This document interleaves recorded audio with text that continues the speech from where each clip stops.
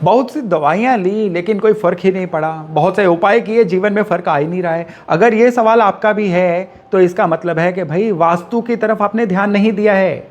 वास्तु को अगर आपने अपने ढंग से कुंडली से अलाइन किया होता, आपने वास्तु को सही से बैलेंस किया होता, तो ये सवाल आपके होते ही नहीं। वास्तु एक इस तरह की ऊर्जा है जो दिखती नहीं है, लेकिन ये कहाँ दिखती है? आपके बैंक की स्टेटमेंट में। ये कहाँ दिखती है? आपकी अचीवमेंट में। और कहाँ दिखती है? आपके फेलियर्स में। जीवन में आपके जो संघर्ष है ना, उसमें आपके वास्तु ऊर्जा दिख रही है। जीवन में आप जो भी सफलता के झंडे गाड़ रहे हो ना, उसमें भी आपके घर के वास्तु की ऊर्जा दिख रही है। ये ऊर्जा या तो आपको सपोर्ट करती है या हमेशा आपकी सफलता में दीमक भी लगाती है, अगर ये बैलेंस ना हो तो।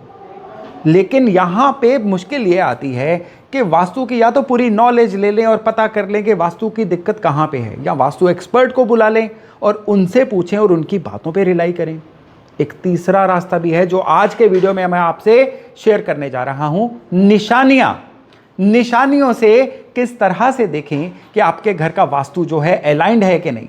निशानियों से किस तरह से देखें कि आप अपने घर के वास्तु को अपने अनुरूप कर पा रहे हो कि नहीं, और अगर खराबी है तो आप इस वास्तु को सही किस तरह से कर सकते हो। नमस्ते, मेरा नाम है योगेश शर्मा, स्वागत है आपका happy life with Yogesh Sharma में। दोस्तों, इस वीडियो में आगे बढ़ने से पहले एक विनम्र निवेदन कि अगर अभी तक आपने अपने इस चैनल को सब्सक्राइब नहीं किया है तो कृपया सब्सक्राइब करिएगा और बेल बटन दबाना न भूलिएगा। अब निशानियों की बात चली है तो निशानियों में सबसे पहले हम लेते हैं धन की निशानियां। अगर बैंक की स्टेटमेंट की बात की थी ना मैंने, अगर आपके बैंक अकाउंट खाली हैं, अगर आपको जीवन में धन की परेशानियां निरंतर आ रही हैं, किस्म बदलती जा रही है, शक्लें बदलती जा रही हैं, लेकिन धन की परेशानियां मानो वहीं की वहीं खड़ी हैं, तो ये आपके घर में किस दिशा से रिलेट कर रही हैं। पहली बात आपको बता दूं कि धन की 90% निशानियां तब आती हैं जब काम कारोबार में स्टेबिलिटी ना हो।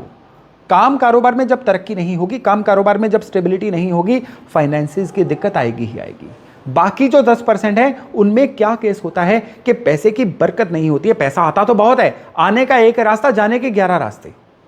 अब इस केस में घर का वास्तु कहां से खराब होगा? सबसे पहले तो आपके घर की साउथ ईस्ट दिशा जो है ना, बरकत की दिशा, आपको उपलब्ध कैश की दिशा, ये खराब होगी। साउथ ईस्ट दिशा खराब होगी ना, तो अब आपके जीवन में धन तो आएगा, लेकिन जाने के कई रास्ते पहले ही तैयार होंगे। लेकिन उससे पहले जरा बात कर लें स्टेबिलिटी की। अगर काम कारोबार में स्टेबिलिटी नहीं है ना, तो साउथ वेस्ट चेक करिएगा जाके। साउथ वेस्ट में या तो किचन रही होगी, साउथ वेस्ट में या आपने कोई अंडरग्राउंड वाटर टैंक या बोरिंग, या उस घर का जो ढलान है वो काफी ज्यादा बाकी के कंपैरिजन में फर्श नीचे की तरफ हो सकता है। साउथ वेस्ट की कई और खराबियां हैं। टॉयलेट हो सकता है साउथ वेस्ट में। इवन साउथ वेस्ट से लेके वेस्ट तक की दिशा, इस सारी दिशा में अगर आपके पास टॉयलेट है या यहाँ काफ़ी ज़्यादा गंदगी है, मेस्ड अप वातावरण है, ये करियर को सेटल नहीं होने देगा। अब करियर और धन की बरकत दोनों को देख लिया। अब आइए ज़रा आपकी बैंक स्टेटमेंट पे। बैंक के साथ आपकी डीलिंग कैसी है? क्या आपके खाते में पैसा रुकता ही नहीं है? क्या आप जितना भी धन मार्केट में लगाते हो वो फंस जाता है? तो ये आपके घर के नॉर्थ वेस्ट की खराबी है। नॉर्थ वेस्ट में अगर वेंटिलेशन बंद कर दी है आपने, तो ये दिक्कतें आएंगी ही आएंगी। नॉर्थ वेस्ट की दीवारें बाकी घर से ज़्यादा हैवी हैं, ऊंची हैं, तो भी ये परेशानी आ सकती है। इवन ये चीज़ लिटिगेशन को भी आमंत्रित कर सकती है। अब इसके बाद अब बात करें घर के बच्चों की। बच्चों के मामले में कई सवाल होते हैं कि एक दंपति है जिनके संतान हो ही नहीं रही है, दूसरे एक दंपति है, बच्चे तो हैं लेकिन वो बड़े जटिल बन चुके हैं, वो बड़े स्वभाव में इस तरह से खराबियां कर रहे हैं, ना पढ़ाई में फोकस कर रहे हैं, ना ही घर में चैन का वातावरण बनने दे रहे हैं। तो इस केस में नॉर्थ ईस्ट को चेक करिए।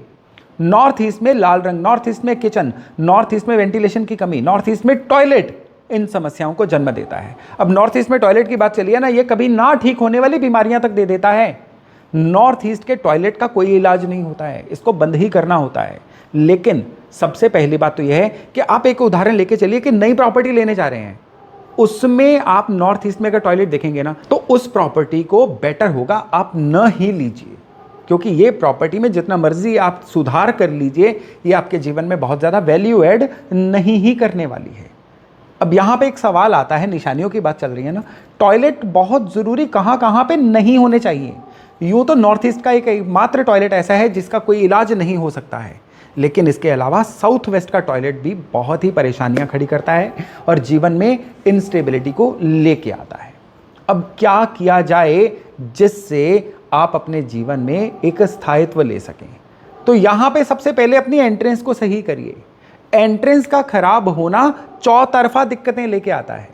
नॉर्थ वेस्ट की एंट्रेंस खराब होगी तो ये धन की दिक्कतें लेके आएगी। साउथ ईस्ट की एंट्रेंस खराब होगी तो ये जीवन में अचानक से होने वाली दुर्घटनाओं को आमंत्रित करेगी।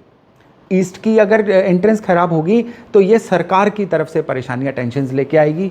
और अगर आपकी वेस्ट की एंट्रेंस खराब होगी तो ये जीवन में किसी भी तरह से आपके काम में या काम को फिनिश नहीं होने देगी या काम में प्रॉफिट नहीं होने देगी। निशानियां सैकड़ों हैं और उनके इलाज भी सैकड़ों हैं, लेकिन आज मोटे मोटे तौर पे घर के ब्रह्मस्थान की बात कर रहा हूँ। दूध में हल्दी डाल के सप्ताह में 2 दिन घर की गृहिणी से उसका छींटा ब्रह्मस्थान पे दिलवाना घर की वास्तु की एनर्जी को बहुत बूस्ट अप करता है। मुख्य द्वार पे स्वस्तिका लगाना आपकी एंट्रेंस को रिपेयर करता है। दिन त्योहार पे आम के पत्तों का तोरण लगाना भी आपके घर के अंदर की एंट्रेंस की ऊर्जा को सही करता है। टॉयलेट्स खराब हैं तो दानेदार सेंधा नमक वहां पे रखना, 10-10 दिन बाद उसको फ्लश आउट करके नया सेंधा नमक रख लेना आपके टॉयलेट्स की नेगेटिविटी सही करता है। इसके अलावा आपके बेडरूम में विशेष तौर पे हल्के रंगों का रखना, डार्क रंगों का वहां पे कोई काम नहीं होता है। हल्के रंगों का रखना आपकी ऊर्जा में वृद्धि करता है। इसके अलावा अगर आप किसी अन्य समस्या से दो चार हो रहे हैं और आप चाहते हैं कि उसका भी एक वास्तु रिलेशन बताया जाए तो कमेंट्स में बेझिझक उसको पूछ लीजिएगा। मैं वादा करता हूं आने वाले समय में उसके ऊपर विशेष तौर पे आपके लिए एक जानकारी लेके आऊंगा। तो आज का वीडियो था यहीं तक। बहुत जल्द मिल रहे हैं हम नए वीडियो नए टॉपिक के साथ। अपना खूब ध्यान रखिएगा। नमस्ते।